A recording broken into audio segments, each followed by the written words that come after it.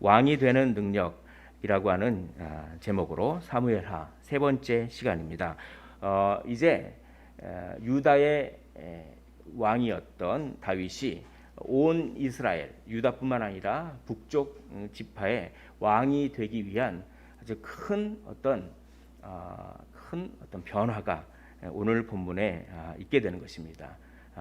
그것을 통하여서 진정으로 다윗이 왕이 되었던, 통일 왕국의 왕이 되었던 그 능력은 어디서 나오는가라고 하는 것을 오늘 살펴볼 때 우리에게 큰 도전과 은혜가 있는 시간 되었으면 좋겠습니다. 자, 3장 1절을 보시면 사울의 집과 다윗의 집 사이에 전쟁이 오래 매 다윗은 점점 강하여 가고 사울의 집은 점점 약하여 가니라. 다윗은 점점 강해지고 사울의 집은 점점 약해진다. 이것을 이제 상징적으로 나타내는 게 아들 이름이에요. 그래서 2절부터 5절에 보면은 맏아들은 암논이라, 둘째는 길르압이고 셋째는 압살롬이고 그술 왕 달메의 딸 마아가의 아들 그게 압살롬이죠. 넷째는 아도니아라, 다섯째는 스바데라, 여섯째는 이드르암이야. 갑자기 이 아들 이름이 나오는 것은 고대 사회에서 아들이 많다는 건 뭡니까? 자녀가 많다는 것은 뭔가 잘 돼간다. 이런 걸 상징하는 거예요. 그러니까 다윗의 집이 점점 잘 되는 반면에 사울의 집은 내분이 일어나고 있습니다. 그래서 오늘 이스보셋과 아브넬의 내분이 일어나면서 사울의 집은 점점 안 된다. 그런데 이게 이 문맥상으로는 아들이 이렇게 많이 나오는 게 이게 기본적으로는 좋은 일이에요. 다윗의 집이 잘 된다. 그런데 하나님이 이걸 나중에 좀 심판하시는 것 같아요. 여기 보면 암논, 압살롬, 아도니아 이 아들들이 죄다 속을 썩여요. 왜일까요? 이게 결혼한 목적이 정략 결혼입니다. 정치적인 목적. 특별히 압살롬, 자 그술 왕 달메의 딸 마가의 아들이요. 이런 거는 그술 땅이 그 이스보셋이 북쪽 이스보셋이 살던 그 지역과 가까운 곳에 있는 지역 왕이거든요. 그 왕과 그 왕의 공주와 결혼하면 정략 결혼이 되는 거죠. 그러니까 결혼을 정치적인 목적으로 이렇게 이용하니까 그게 나중에 탈이 생기는 거죠. 그래서 암논이 압살롬의 그 여동생을 강간하지를 않나, 막 죽이질 않나, 압살롬이 그 나중에 자기 다윗을 죽이려고 오질 않냐, 나중에 아도니아는 그 솔로몬을 제거하고 본인이 왕이 되려고 하지 않나, 이게 뭡니까 다. 1차적인 문맥은 아들이 많은 게 축복이지만 그러나 하나님께서 이 정치적인 목적으로 결혼하는 것, 이걸 솔로몬이 그대로 닮아요. 솔로몬이 왜 그렇게 많은 이렇게 후궁들도 많고, 이게 솔로몬도 정치적인 결혼을 통해서 자기 힘을 얻으려고 자기 아버지가 했던 걸 그대로 따라합니다. 그래서 다윗은 그나마 여호와의 신앙을 굳건히 지켰지만 솔로몬은 정략 결혼을 하면은 그 나라의 신을 받아줘야 돼요. 그래서 뭡니까? 산당을 만들고 우상이 들어오고, 그러니까 자기 아버지가 했던 걸 그대로 따라하는 거죠. 이게 나중에는 이게 이 정략 결혼, 하나님을 의지하지 않고 정치적인 힘으로 하려고 하는, 다윗마저도 이런 게 있습니다. 그러니까 성경은 완벽한 인간이 없어요. 예수님 외에는 완벽한 인간이 없습니다. 하나님이 하시는 것이죠. 하나님만 바라봐야 되는 것입니다. 그럼에도 다윗은 나의 마음에 밧세바 사건을 제외하면 나의 마음에 합한 자다라고 한 것은 다윗이 이렇게 연약한 것이 있음에도 불구하고 강하시고 능하신 하나님을 의지했기 때문에 그렇습니다. 자, 아무튼 이렇게 일단 1차적으로는 아들 이름을 많이 하면서 그렇게 다윗의 집안은 잘 되고, 자 그러나 이제 이스보셋과 아브넬은 서로 이렇게 내분이 일어나는, 자 돌아서는 인생이다라고 하는 그런 제목을 한번 붙여봤습니다. 자 7절에 보면 어찌하여 내 아버지의 첩과 통관하였느냐. 이스보셋이 자기 아버지 사울의 첩 리스바와 이렇게 이스보셋이 아브넬이 통관했느냐 이렇게 막 항의하는 거예요. 이거는 어떤 의미가 있냐면 왕이 되려고 하는 야욕을 의미하는 것입니다. 그러니까 그 왕의 아내와 이렇게 통관을 한다는 것은 내가 왕이다 이런 뜻이거든요.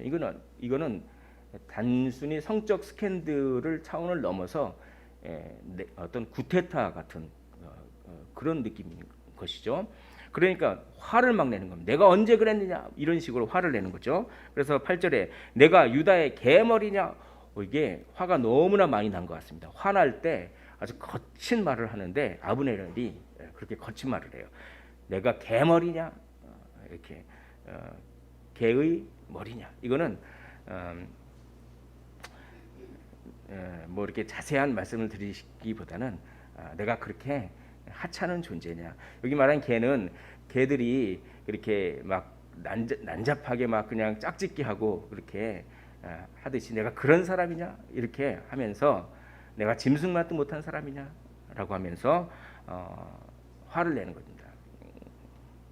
나는 중요한 존재다. 이러한 내부적인 음성이 항상 있죠. 거기에 대해서 반발하는 것입니다. 자기가 하찮게 여겨지기 때문에 그렇죠. 자, 그런 다음에 8절을 계속해서 이렇게 이야기하고 있습니다. 내가 오늘 은혜를 베풀어 당신을 다윗의 손에 내주지 아니하였거늘 당신이 오늘 이 여인에게 관한 허물을 내게 돌리는도다. 아니 내가 다윗의 손에 당신을 넘겨주지 않고 그렇게 했더니 은혜를 이렇게 배은망덕을 해라고 하면서 9절에 보니까 여호와께서 다윗에게 맹세하신 대로 내가 이루게 하지 아니하면 하나님이 아브넬에게 벌 위에 벌을 내리심이 마땅하니라라고 하면서 다윗에게 맹세하신 것을 그렇게 이야기합니다. 자, 여기서 중요한 것이 있습니다. 돌아서요. 그러니까 그렇게 잘해주다가 뭔가 자기에게 수가 탁 틀려버리면 갑작스럽게 돌아서는 그런 성향이 모든 사람들에겐 또 있죠. 바로 아브넬입니다. 그렇게 그냥 이스보셋하고 뭐 자기가 잘해주다가 자기의 마음에 안 맞다고 갑작스럽게 돌변해서 이제 내가 다윗의 집으로 옮겨버리겠다. 그렇지 않으면 하나님이 내게 벌 위에 벌을 내리겠다. 그런 어떤 사람들이 있다면 의심해 봐야 돼요. 여태껏 잘해준 게 진짜 순수한 동기로 잘해줬던 건지 아니면 자기의 권력과 힘을 위해서 잘해준 건지 의심해 봐야 됩니다. 아브넬과 같은 성향이 우리 모두에게 있죠. 그렇게 잘해주다가 한순간에 돌아서 버려요. 이렇게 10절에 보면 한번 화면을 보면서 읽어보도록 하겠습니다. 자, 시작. 이 나라를 사울의 집에서 다윗에게 옮겨서 그의 왕위를 단에서 브엘세바까지 이스라엘과 유다에 세우리라 하신 것이니라 라고 합니다. 그런데 명분이 필요했습니다. 명분이 뭐냐면 하나님을 팔아먹어요. 하나님이 다윗에게 한 약속을 대의 명분으로 딱 그렇게 삼는 것입니다. 딱 삼어요. 그래서 이 대의 명분을 가지고 이스라엘 장로들도 설득하고 또 베냐민 지파 사람들도 설득하고 또 다윗하고도 약속하고 정치적 수완이 너무나 이렇게 좋은 사람이죠. 이게 묘수예요, 일종의. 왜냐하면은 자기가 리스버하고 이렇게 통관했다고 하는 것은 이게 구테타 이런 식으로 해가지고 이렇게 배신자 이런 소리를 듣는데 아니다. 나는 여전히 사울의 집안을 위해서 열심히 일한다. 이제 저 이스보셋을 봐라. 이스보셋에는 아무런 희망이 없다. 차라리 다윗에게 가야 된다. 근데 이제 대의 명분이 뭐냐면 원래 하나님이 다윗에게 이 나라를 주기로 그렇게 맹세하셨다. 그러면서 나는 그 하나님의 맹세를 잘 이루어드려 다윗에게 이 북이스라엘을 이렇게 잘 이렇게 편입시켜서 그렇게 하는 게 이 북이스라엘을 위한 그런 나의 충성이다. 이렇게 하면서 그 배신자 프레임을 살짝 벗어나요. 이게 굉장히 정치적인 묘수입니다. 이게. 그리고 그 그 논리를 가지고 이스라엘 장로들을 어떻게 설득하냐면 차마 말하지 못했어요. 이스라엘 장로들도 이 이스보셋이 하는 걸 보니까 이스보셋이 나라를 말아먹을 것 같아. 그러면 다윗에게 딱 빌붙어야 되는데, 그런데 차마 그 얘기를 못 하는 거예요. 그런데 그 명분을 아브넬이 살짝 얘기해 주는 것입니다. 전에도 너희들이 나에게 여러 번 와서 그렇게 나라를 옮기자고 하지 않았냐? 이제 그때다. 그리고 사실 하나님이 그렇게 약속하셨다. 이렇게 하나님을 팔아먹으면서 하나님이 약속하셨다. 이게 명분을 주는 겁니다. 그러니까 이스라엘 장로들도 좋다 이렇게 되는 것이죠. 이 참 정치적인 수완이 좋아요. 그리고 이제 베냐민 지파 사람들에게도 갑니다. 베냐민 지파는 특별히 사울이 베냐민 지파잖아요. 그래서 나라를 다윗에게 옮기는 걸 별로 좋아하지 않겠죠. 그런데 베냐민 지파도 사실은 이스보셋이 하는 그런 그 모습을 보니까 이건 도저히 나라를 말아먹을 것 같아. 근데 차마 자기 동족인 사울이 왕이었는데 차마 이 다윗에게 옮기려고 말을 못 꺼내는데 아브넬이 그걸 딱 꺼내주는 겁니다. 그리고 그 명분이 뭡니까? 하나님을 또 팔아먹는 거예요. 원래 하나님이 이렇게 다윗과 약속하셨다. 이건 하나님의 뜻을 이루는 것이다. 참 그럴 거면 전쟁에서 패하자마자 진작 그렇게 할 것이지. 본인의 권력, 본인이 권력을 잡아서 뭐 하려다가 안 되니까 겨우 나중에 하나님 팔아먹고 그런 것이죠. 아무튼 이렇게 강하게 나오니까 11절에 한번 한 목소리로 읽어보겠습니다. 시작. 이스보셋이 아브넬을 두려워하여 감히 한마디도 대답하지 못하니라. 여러분 두려워하는 것은 어쩔 수 없습니다. 인성이 있으신 예수님도 두려워하셨어요. 그래서 십자가 지는 것을 순간 겟세마네 기도를 하지 않습니까? 두려움 그 자체는 죄가 될 수 없습니다. 그러나 두려워하기 때문에 하나님을 더 멀리하고 인간적인 방법으로 뭘 한다든지 두려움에 갇혀서 하나님을 의지하지 않는다든지라고 하는 것은 그것은 하나님 앞에 그렇게 죄악된 것인데 오늘 이스보셋은 단지 두려워하기만 했습니다. 단지 무서워하기만 했어요. 단지 약하기만 했습니다. 약함에도 종류가 있어요. 다윗도 약했어요. 다윗은 그러나 하나님이 기뻐하시는 약함을 가지고 있었습니다. 이스보셋은 그냥 두려워하고 약해서 아무것도 하지 않았습니다. 하나님을 의지하지 않았습니다. 약해지고 고난이 올 때 그 약해지는 것과 고난 때문에 하나님께로 더 나아오는 사람이 있는 반면에 그 약해짐과 고난 때문에 하나님을 만나지 않으려고 하는 그런 인생도 있는데 좋은 선한 약함이 참 필요하다. 이런 생각이 들었습니다. 사람이 약해지면 순간적으로는 하나님을 찾을 힘도 없어요. 그러나 궁극적으로는 그쪽으로 가야 되는 것이죠. 그게 바로 다윗을 닮는 것입니다. 자, 그 얘기는 조금 이따 하겠습니다. 그래서 이제 이 땅이 누구 것입니까? 라고 하면서 이제 전령을 보내서 다윗과 이렇게 약속합니다. 아브넬이 12절에 나와 더불어 언약을 맺사이다. 온 이스라엘이 당신에게 돌아가게 내가 돕겠습니다.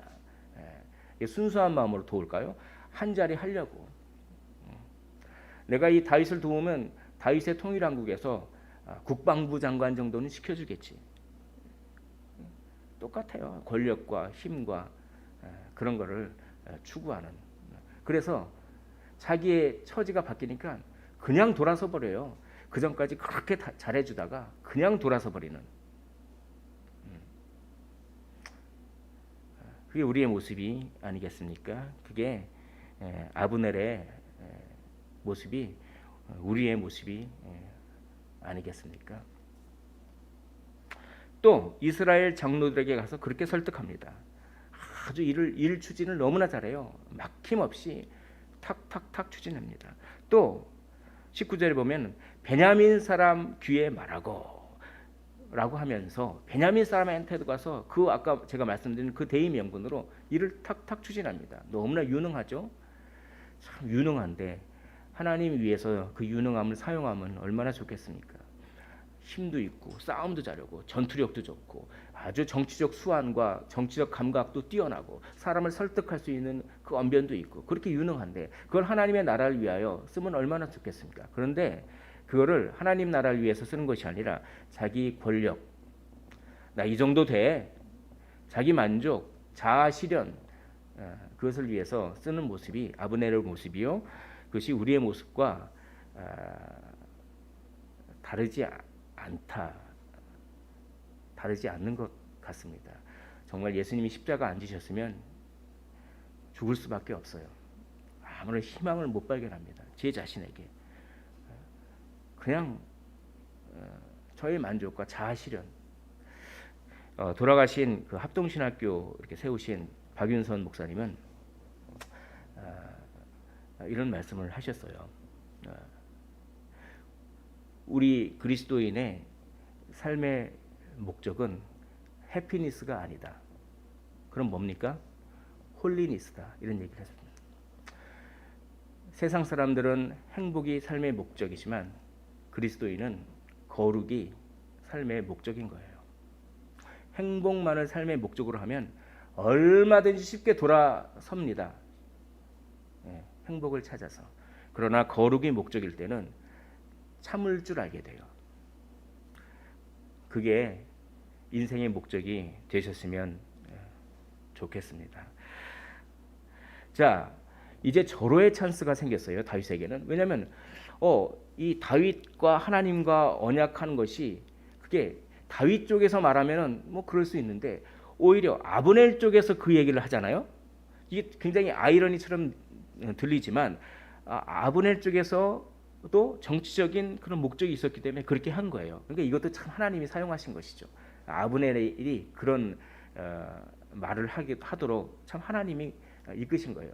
자, 근데 이게 다윗의 입장에서 보면 너무나 자연스럽게 이제 통일왕국을 이룰 수 있는 계기가 마련된 거예요. 자기가 억지로 설득하지도 않고 스스로 내분이 일어나고 스스로 하나님과 다윗과의 언약을 북쪽 지파가 스스로 얘기하고 얼마나 자연스럽습니까? 그러니까 기다리니까 그렇게 되는 거예요. 억지로 그냥 북쪽 지파에 가가지고 이제 너희는 내 앞에 무릎을 꿇어야 된다 라고 하면서 왜냐하면 하나님이 나에게 기름을 부어 주셨고 이제 사울 왕은 이제 전쟁에서 죽었고 이제 이 나라를 나에게 하나님 이렇게 물려주는 것이 하나님의 뜻이다. 충분히 이게 맞는 말이잖아요. 그런데 그걸 힘으로 막 설득하지 않고 그냥 기다린 거예요. 그냥 7년 6개월을 기다렸습니다. 그냥 기다리고 그냥 기도하고 그냥 하나님만 바라보니까 스스로 내분이 일어나고 스스로 자기가 말하고 싶었던 명분을 스스로 얘기하고 인생은 기다림 같습니다.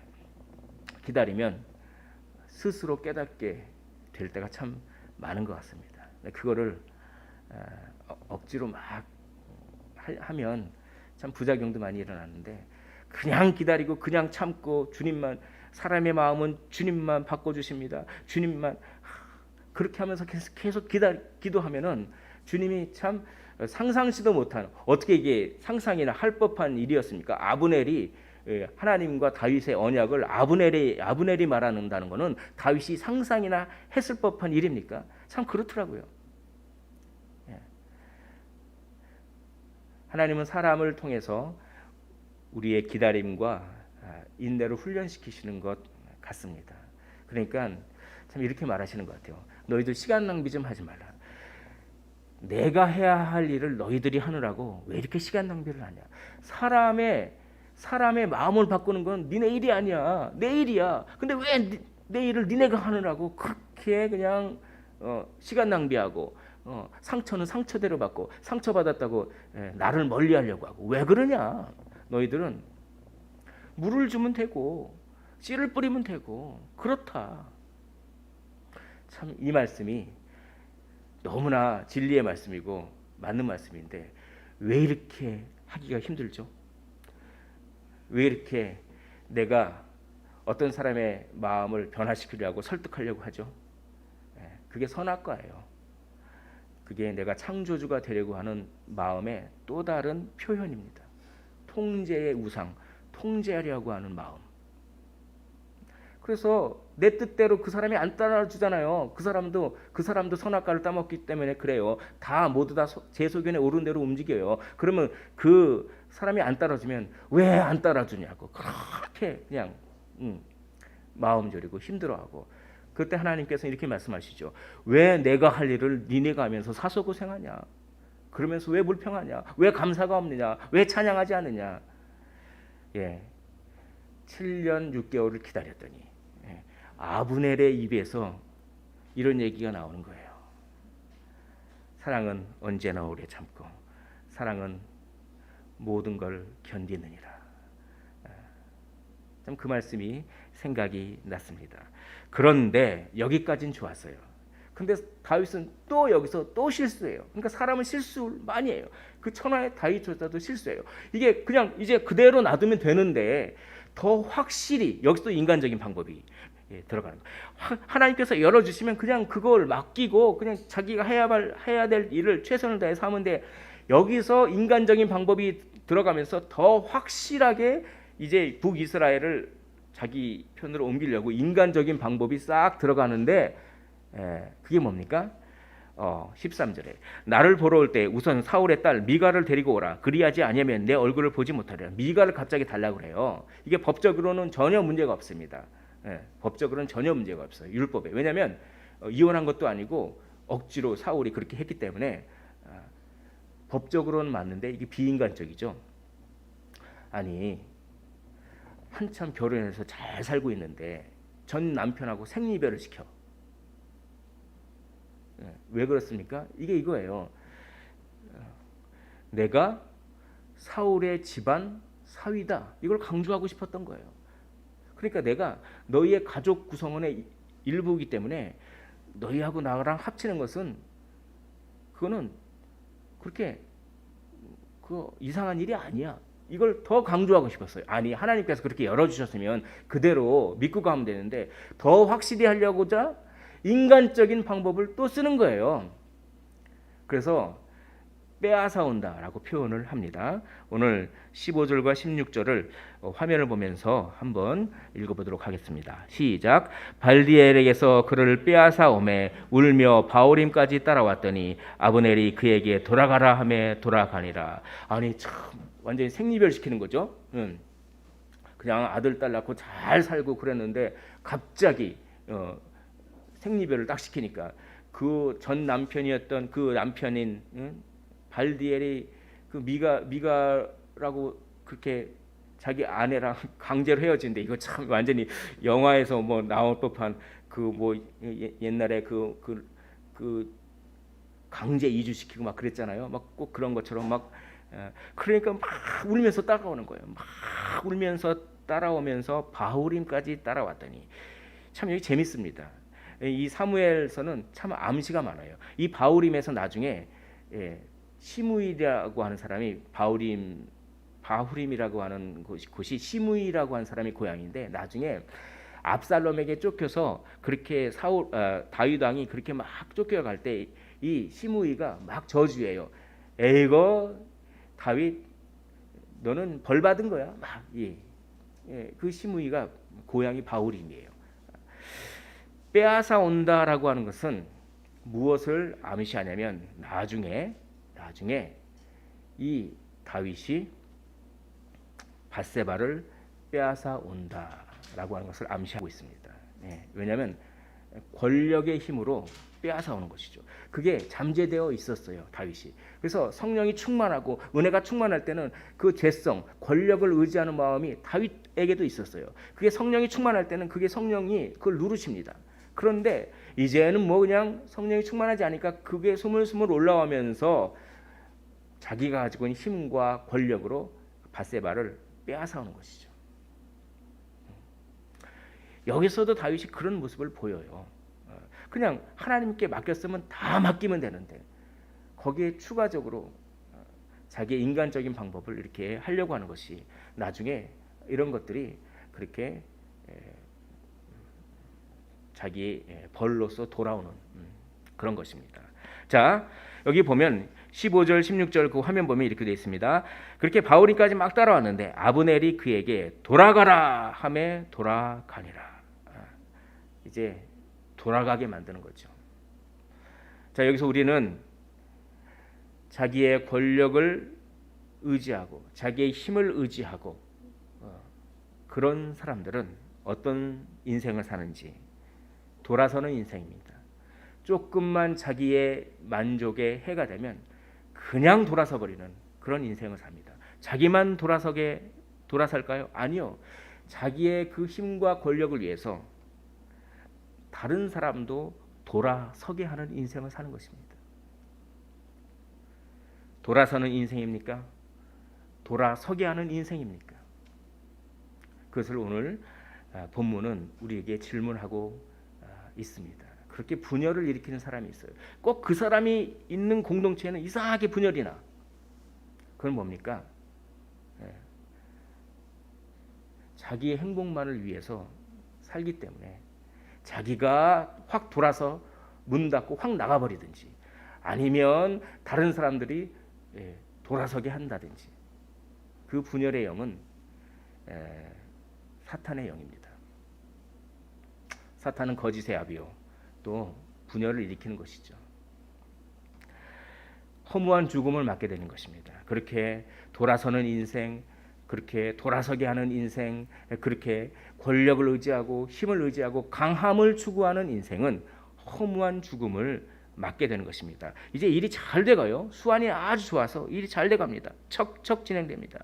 20절부터 21절을 보면 다윗이 아브넬과 그와 함께한 사람을 위하여 잔치를 배설하였더라. 잔치를 배설했다는 것은 뭡니까? 말이 잘 됐다는 거예요. 계약이 체결됐다는 것이죠. 다윗이 아브넬을 보냈습니다. 이제 말이 잘 되고 이제 보냈습니다. 그가 평안히 가니라. 이제 잘 됐어. 이제 나는 국방부 장관이 될 일만 남아 있어. 그런데 갑작스럽게 전환이 됩니다. 요압이 오는 거예요. 요압이. 자, 22절과 23절을 우리 화면을 보면서 한 목소리로 읽어보겠습니다. 시작. 요압이 적군을 치고 크게 노력한 물건을 가지고 돌아오니 아브넬은 이미 보냄을 받아 평안히 갔고 어떤 사람이 요압에게 말하여 이르되 그가 평안히 갔나이다 라고 얘기합니다. 요압이 이제 막 노략질을 했습니다. 그 노략질은 이제 먹고 살려면 해야 되잖아요. 그러니까 광야에서 막 도피 생활할 때도 자기 민족 말고 그 아말렉 족속이라든지 이런 족속들을 쳐서 그 전리품을 가지고 그렇게 공동체를 운영해 나가는데 요압이 이걸 참 잘했던 것 같아요. 그러니까 다윗은 요압에게 의지를 했어요. 의지를 한 겁니다. 자기 부하지만 의지했어요. 어떻게 보면 요압이 강자예요. 다윗은 약자고. 아브넬이 강자고 이스보셋이 약자이듯이. 그렇게 이제 오늘도 똑같이 돈 벌어 온 거죠. 그러니까 크게 노력한 물건을 딱 이제 가지고 돌아왔는데 요압에게 이거를 얘기를 안 했던 것 같아요. 아마 요압의 성격, 그 아주 자기 이익을 위해서라면 무슨 짓이든 하는 아브넬하고 똑같죠. 그런 권력과 힘과 강함을 추구하는 요압을 대번 알았기 때문에 아브넬이 온다고 얘기하면 어떻게 되겠습니까? 아니 요압은 자기가 국방부 장관인 줄 알고 있었거든요. 근데 그걸 뺏기게 생겼잖아요. 무슨 일을 벌일지 아마 모르니까 요압에게 살짝 숨겼던 것 같아요. 요압을 쩔 노략질 돈 벌려고 이렇게 보내놓고 그 사이에 근데 참 어떤 사람이 말합니다. 어떤 사람이 요압에게 말하여 그가 평안히 갔나이다. 이 소리를 듣자 요압이 배신감이 확 나는 그 다윗을 위해서 이렇게 노략질하고 그러는데 아니 아브넬을 불러서 뭘 하려고 하는 거야? 나에게 얘기도 안 하고 막 뭔가 이렇게 화가 나지 않았겠습니까? 여기 평안히 갔고라고 하는 말을 3번이나 반복합니다. 평안히 갔고 평안히 갔고 평안히 갔고. 이건 뭐냐면 그렇게 아브넬이 평안히 갔는데 한순간에 죽는다. 참 권력을 의지하는 사람은 허무하다. 이걸 강조하기 위해서. 두 번째는 그 아브넬의 죽음은 다윗과는 전혀 상관없는 일이다. 이걸 강조하기 위해서. 다윗은 아브넬을 평안히 보내줬기 때문에 나중에 다윗이 요압을 시켜서 아브넬을 죽였다. 이런 소문이 돌 수도 있잖아요. 그러면 통일왕국을 이루는 데 있어서 큰 문제가 됩니다. 그래서 이런 평안히 갔고라고 하는 말을 반복하는 모습을 봅니다. 자, 이제 요압이 아브넬을 그렇게 따라가요. 그래서 아마 이렇게 얘기했겠죠. 왕이 참아 못한 이야기가 있는 것 같습니다. 당신을 다시 오라고 합니다. 아마 이런 식으로 했겠죠. 그러니까 아브넬이 그냥 오는 거예요. 오는데 전혀 무방비 상태로 아주 뭐 전혀 이렇게 탁 이렇게 긴장하고 있으면 요압이 찌를 때 어떻게 했겠죠. 전혀 무방비 상태로 그렇게 온 거예요. 자, 그래서 27절에 보면 아브넬이 헤브론으로 돌아오매 요압이 더불어 조용히 말하려는 듯이 그를 데리고 성문 안으로 들어가라고 합니다. 자, 이제 제가 왕이 못다한 말을 좀 알려드리겠습니다. 저랑 이게 단둘이서 얘기하셔야 돼요. 이거는 뭐 그런 식으로 하지 않았겠습니까? 그러니까 전혀 그냥 무방비 상태로 그냥 그렇게 따라 들어가는 거예요. 그럴 때 갑자기 칼을 꺼내서 그냥 배를 탁 찔러버리는 겁니다. 거기서 배를 찔러 죽이니. 이게 오늘 본문은 마치 무슨 정치 야사 이런 거 보는 것 같아요. 힘과 권력과 이 정치를 자기 권력을 유지하기 위해서 뭐 이런 참 그런 인간의 모습입니다. 요압이 아브넬을 죽인 것이 정당한 일이었을까요? 오늘 30절을 한번 읽어보겠습니다. 30절입니다. 자, 시작.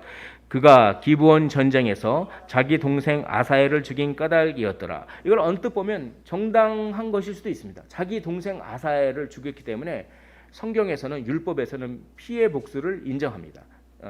그래서 도피성도 있잖아요. 그러니까 고의로 죽이면 고의로 자기 가족이나 친족을 죽이면 고의로 죽였을 때는 그 피해 복수를 인정하고 그걸 하라고 해요. 그러나 고의로 죽이지 않았으면은 그 사람이 도피성으로 들어가면은 죽이지 못하죠. 그래서 어떻게 보면 자기 동생을 죽였으니까 그 아브넬을 죽이는 것이 정당한 것 같아요. 그러나 여기서 전쟁에서라고 하는 말이 붙었습니다. 전쟁에서 죽이는 것은 이건 해당 사항이 없어요. 전쟁에서 치고받고 하다가 죽이는 것은 그렇기 때문에 이건 정당성이 없는 복수예요. 이거는 정당성이 없는 복수고 사실은 뭡니까? 자기 권력, 미래의 정적을 제거하는 의미가 더 강했겠죠. 미래의 정적을 제거하는 너무나 어리석은 겁니다. 자기 만족과 자기의 권력을 위하여 대의를 저버린 아주 어리석은 행동. 결국 이 아브넬이 죽으니까 어떡합니까? 북쪽 지파 사람들은 아니 우리랑 언약을 맺어서 통일 왕국을 남북 통일을 이루려고 그렇게 우리가 예를 들어서 판문점에 딱 모였는데 남북 통일을 이제 사인도 나서 이제 선포만 하면 되는데 갑자기 북쪽 대사를 그냥 남쪽이 죽였다고 생각해 보십시오. 이건 난리 나죠. 이건 거의 전쟁이죠. 뭐 거의 그런 겁니다. 아니 우리를 불러놓고 우리의 이 군대 장관인 아브넬을 그렇게 죽여. 그러니까 이게 다윗에게 엄청난 공경을 당황스러움을 준 것 같아요. 그때 다윗이 어떻게 처리합니까? 그것을 다루기 전에 이런 원리를 우리가 먼저 살펴보겠습니다.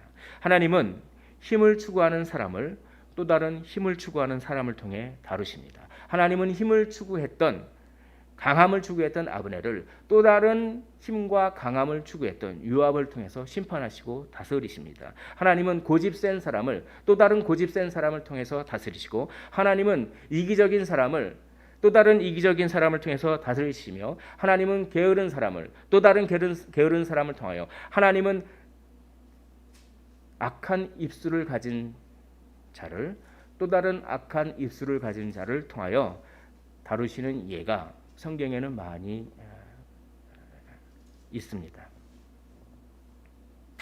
아브넬은 자신이 중요한 사람이 되기를 원했지만 자신이 혐오했던 개머리 같은 죽음을 죽었죠.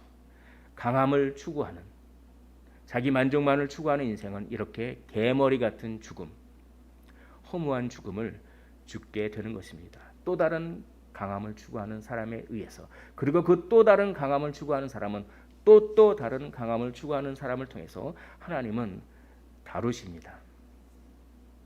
반대로 하나님을 의지하는 사람은 또 다른 하나님을 의지하는 사람을 통해서 하나님이 위로해 주세요. 그리고 또 다른 하나님을 의지하는 사람은 또 다른 하나님을 의지하는 사람을 통해서 하나님이 용기와 힘을 주십니다. 우리는 어떤 사람이 될까요? 우리는 다른 사람들에게 위로를 주고 또 다른 사람들로부터 위로도 받고 그런 하나님을 의지하는 사람이 되었으면 좋겠습니다. 장례식, 이제 아브넬의 장례식을 통하여 다윗이 그 곤란한 공경을 해결하는 모습을 통하여서 큰 은혜를 받기를 원합니다. 다윗이 얼마나 최선을 다해서 했는지 모르겠습니다. 29절에 보면 요압의 집에서 백탁병자나 나병 환자나 지팡이를 의지하는 자나 칼에 죽는 자나 양식이 떨어진 자가 끊이지 아니할지로다 라고 하면서 자기 편인 요압을 일단 저주해 버립니다. 요압을 저주해요. 그런 다음에 31절에 보면 요압과 모든 백성에게 이르되 너희는 옷을 찢고 굵은 배를 띠고 아브넬 앞에서 애도하라. 자, 요압은 아브넬 앞에서 애도하는 겁니다. 다윗 왕이 상여를 따라가 다윗은 뒤로 갑니다. 뭡니까? 요압과 공개적으로 거리두기, 사회적 거리두기 여기서 하네요. 요압과 공개적으로 거리를 둡니다. 그러면서 요압 보고 자기가 찔러 죽인 그 아브넬의 상여를 맨 앞에서 가라고. 요압은 죽을 맛이었겠죠. 왜 나한테 이런 걸 시키지? 이렇게. 그리고 또 33절에 보면 아브넬의 죽음이 어찌하여 미련한 자의 죽음 같은 거라고 하면서 애가를 지어 부릅니다. 그 아브넬을 위해서 애가를 노래를 만들어요. 그리고 아브넬의 죽음이 어찌하여 미련한 자의 죽음 같은 거라고 합니다. 미련한 자, 이게 뭡니까? 히브리어로 나발입니다. 나발. 아브넬의 죽음이 어찌하여 나발의 죽음 같은 거, 어찌하여 그렇게 허무한 죽음인 거. 아브넬은 그렇게 허무한 죽음을 당할 인물이 아니었는데 아브넬을 높여주는 것이죠. 사실은 아브넬은 개 머리 같은 죽음이에요. 그런데 다윗은 그렇게 표현하지 않습니다. 아브넬의 죽음이 어찌하여 미련한 자의 죽음 같은 거 하면서 아브넬은 그런 죽음을 당할 위인이 아니었고 아브넬은 정말 충성스러운 사람이었는데 라고 하면서 아브넬을 막 높여주는 것이죠. 이렇게 최선을 다합니다. 그리고 35절을 우리 한 목소리로 읽어보도록 하겠습니다. 우리 화면을 보면서 읽으시겠습니다. 시작. 석양의 뭇 백성이 음식을 권하니 만일 내가 해지기 전에 맛보면 하나님이 내게 벌 위에 벌을 내리심이 마땅하니라. 아브넬을 위해서 금식합니다. 이 금식을 하는데 석양에라고 하는 말이 있는데 해가 채 지기 전에 질락말락할 때 조금 있으면 해가 져요. 그럼 해가 지면은 금식을 안 해도 돼요. 해가 완전히 지면 금식을 안 해도 돼요. 근데 석양 해가 질 듯 말 듯 이제 거의 됐어요. 근데 백성들이 이제 음식을 권해요. 왕이 그렇게 애가도 부르고 막 지쳤는데 이제 해가 거의 떨어질 때쯤이니까 음식을 드십시오. 이거는 뭡니까? 사람들의 상식 정도 되는 거죠. 대개 그렇게 하지 않습니까? 그리고 왕은 할 만큼 했습니다. 이렇게. 모든 사람들이 다 인정할 만한 어떤 선이 있어요. 상식적인 선. 그 정도 선에서 이렇게 음식을 먹는 건 그 정도 선이에요. 그 정도 선. 그런데 다윗이 이런 겁니다. 내가 만약 해지기 전에 그 어떤 음식을 맛보면 하나님이 내게 벌 위에 벌을 내리심이 마땅하니라. 내가 음식을 먹지 않겠다. 이건 뭡니까? 상식의 선을 넘는 겁니다. 여기서 감동이 생겨요. 상식의 선을 넘는 섬김을 통하여서 사람들의 마음이 여기서 녹아내리기 시작하는 것입니다. 진짠가 보다. 다윗이 아브넬을 죽이지 않은 것이 진짠가 보다. 이런 상식을 넘어서는 섬김은 계획한다고 해서 생기는 게 아니라 그냥 무의식적으로 이게 나오는 겁니다. 이건 뭡니까? 빙산의 일각이라고 하는 말이 있죠. 그 앞에 이 빙산에 이렇게 뾰족뾰족한 부분만 보지 말고 거기 밑에 있는 엄청나게 거대한 것이 들어있는데 마치 그거예요. 그러니까 상식을 넘는 섬김을 하는 사람은 계획해서 되는 것이 아니라 평소에 그런 마음이 아주 충만해. 근데 어떤 상황이 툭 발생했을 때 거기에 그냥 평소대로 했는데 그게 그냥 상식을 넘는 거예요. 이게 다윗의 위대한 점입니다. 진심으로 아브넬의 죽음을 다윗은 슬퍼했다는 거예요. 진심으로. 단지 정치적인 어떤 안정을 꾀하기 위해서 그렇게 슬퍼하는 척한 게 아니라 진심으로 그래도 아브넬이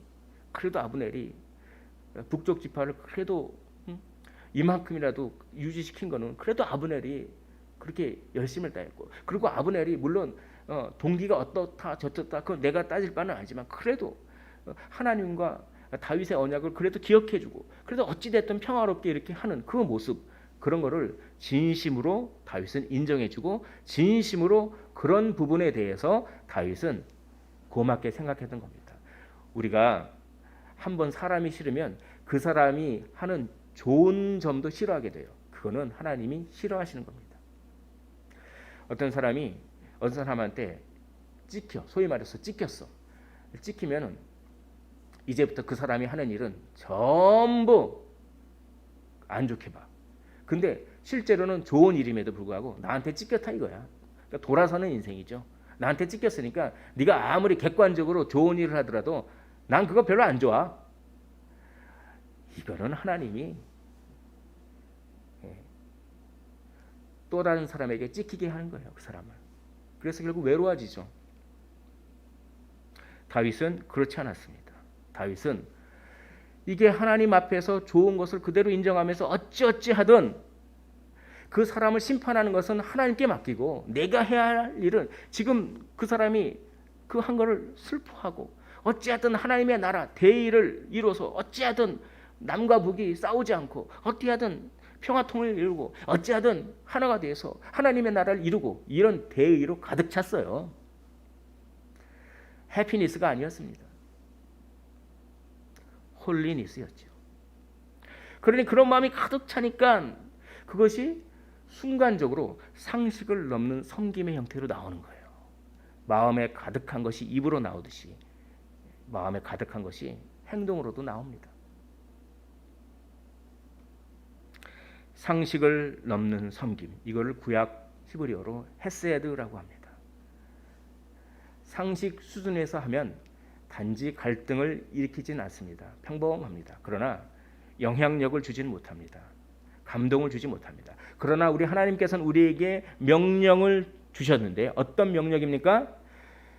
단지 평화를 지키는 사람이 되지 말고 화평케 하는 사람, 피스 키퍼가 되지 말고 피스 메이커가 되라. 복음으로 영향력을 줘라. 감동을 주는 사람이 되라고 하는 것이 우리 명령이었어요. 그냥 원만하게 두루두루 잘 지내라. 이건 하나님의 뜻이 아닙니다. 하나님의 뜻은 감동을 줘서 하나님을 사랑하게 만드는 도구요 통로가 되라. 그건 뭡니까? 그러려면 힘들어지죠. 그냥 상식전에서 적당히 하면은 그냥 마음 편하게 그렇게 사는데 상식을 넘어야 감동을 주니까 얼마나 힘들겠습니까?